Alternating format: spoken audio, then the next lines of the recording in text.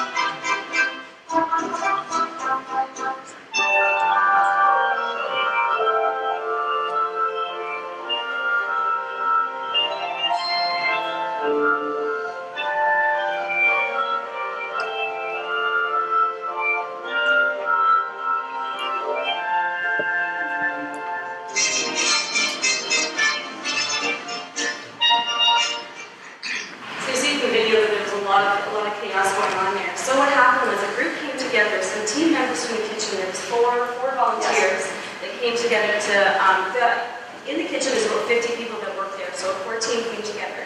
Last February, we did a value stream mapping event together. Talked about operator balance, how many positions there were there in the dish room, who was doing what, was it level, what needed to be done. Went into the dish room, physically rearranged things that we could that were rolled to the floor, that sort of thing. Trialed the new way starting on March the 6th of this year. It was the team that decided to rotate positions after we got into this. They thought it's best to have people not doing the same thing. Yes, the biggest problem we had was full-timers were alternating every other week. So we did an experiment where we watched the life of a tray start at the beginning of the dish machine till it was put away. And that tray was handled more than 9 times, 10 or 11 times. We also found that the person on the clean end of the machine on that 1 week handled that tray 2,500 times every other week for probably, myself, I know, 5 years. So I was starting to feel it in my back, my shoulders, and my wrists.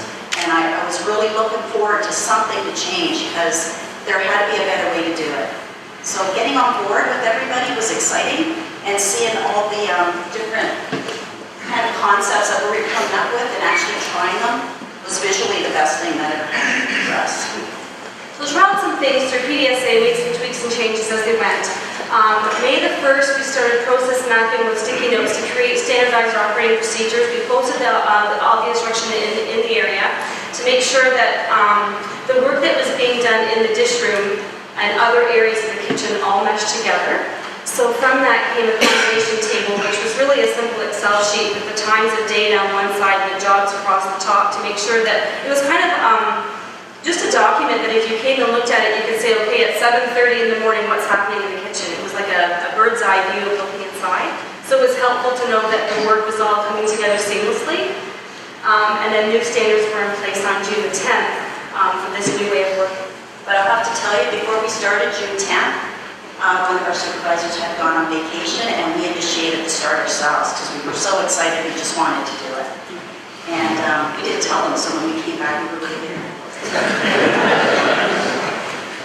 to show you the new way, we have another small video.